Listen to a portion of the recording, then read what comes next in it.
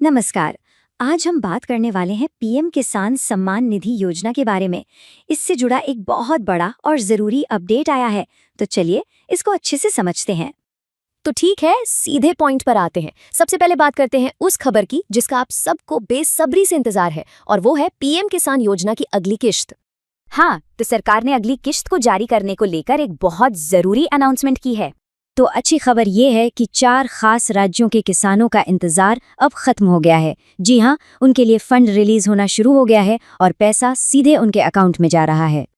अच्छा, अब एक और भी दिलचस्प बात सामने आ रही है, पता है क्या? चर्चा चल रही है कि इस योजना में जो पैसा मिलता है उसे बढ़ाया जा सकता है। अगर ऐसा हुआ तो ये किसानों के लिए एक बहुत बड़ी राहत होगी, खासकर आज की बढ़ती महंगाई में।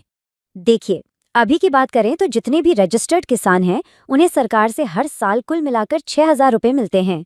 लेकिन अब जो नया प्रपोजल है उसके हिसाब से इस रकम को 6,000 से बढ़ाकर 9,000 रुपये सालाना करने की बात चल रही है। मतलब सीधा सा है, जो किश्त अभी 2-2 हज़ार रुपए की आती है वो फिर 3-3 हज़ार रुपए की हो जाएगी। हाँ, पर एक बात ध्यान में रखनी होगी, ये जो बढ़ोतरी की बात है ये अभी सिर्फ एक प्रपोजल है, फाइनल नहीं हुआ है। इस पर जो आखिरी फैसला होगा वो शायद 1 फरवरी 2026 के यूनियन बजट में लिया जाएगा। तो अब आपके मन में ये सवाल जरूर आ रहा होगा कि भाई कुछ ही राज्यों को पैसा पहले क्यों मिल रहा है, बाकियों को क्यों नहीं? चलिए इसके पीछे की वजह समझते हैं। तो देखिए, हुआ ये है कि हाल ही में एक सर्वे हुआ था और उस सर्वे के डेटा से पता चला कि इन 4 राज्यों में फसलों को बहुत ज्यादा नुकसान हुआ है। बस इसी वजह से केंद्रीय कृषि मंत्री शिवराज सिंह चौहान जी की देखरेख में जहां जरूरत सबसे ज्यादा है वहां ये मदद सबसे पहले पहुंचाई जा रही। चलिए अब आते हैं सबसे जरूरी बात पर। अगर आप उन 4 राज्यों में नहीं हैं तो अगली किश्त पाने के लिए आपको 2 काम जरूर पूरे करने होंगे। ये बहुत जरूरी है। पहला काम है ई-केवाईसी। आपको अपना ई-केवाईसी पूरा करना होगा, मतलब अपनी पहचान को ऑनलाइन वेरीफाई करवाना होगा। और दूसरा काम है अपनी फार्मर आईडी बनवाना। ये आईडी ही आपकी एक ऑफिशियल पहचान है कि आप एक किसान हैं। और एक बात बिल्कुल साफ समझ लीजिए, ये दोनों काम पूरे होने ही चाहिए। ऐसा नहीं कि एक कर लिया और दूसरा छोड़ दिया। अगर एक भी काम अधूरा रहा तो किश्त का पैसा आपके खाते में नहीं आएगा, बिल्कुल नहीं आएगा।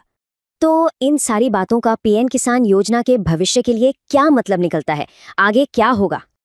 और यहीं पर एक बड़ा सवाल खड़ा होता है, क्या अगर ये पैसे बढ़ाने वाला बदलाव हो जाता है तो इसका हमारे देश के किसान परिवारों पर लंबे समय में क्या असर पड़ेगा, कैसा असर पड़ेगा? इस पूरी जानकारी को देखने के लिए आपका बहुत बहुत धन्यवाद। अब अगर आप एक फ्री NSDL आईडी लेना चाहते हैं तो इसके लिए नीचे एक URL दिया हुआ है, और हाँ, यही लिंक आपको वीडियो के डिस्क्रिप्शन में भी मिल जाएगा। आप उस लिंक पर क्लिक करके बहुत ही आसानी से और बिल्कुल फ्री में NSDL की आईडी के लिए अप्लाई कर सकते हैं। इस NSDL आईडी से फ़ायदा ये है कि आप कई ज़रूरी सेवाएं शुरू कर सकते हैं, जैसे कि पैन कार्ड की सर्विस हो गई, पैन कार्ड में कुछ अपडेट करना हो वो सर्विस हो गई, और भी दूसरी कई महत्वपूर्ण सुविधाएं आप दे सकते हैं। ये सारी सेवाएं बहुत अच्छे से और बहुत सरलता से चलती हैं और आप इन्हें अपनी दुकान से या अपने सेंटर से आसानी से शुरू कर सकते। तो नीचे जो URL दिया गया है उस पर क्लिक करिए, जैसा मैंने बताया वीडियो के डिस्क्रिप्शन में भी लिंक है, और अभी तुरंत अपनी फ्री NSDL आईडी के लिए आवेदन कर दीजिए।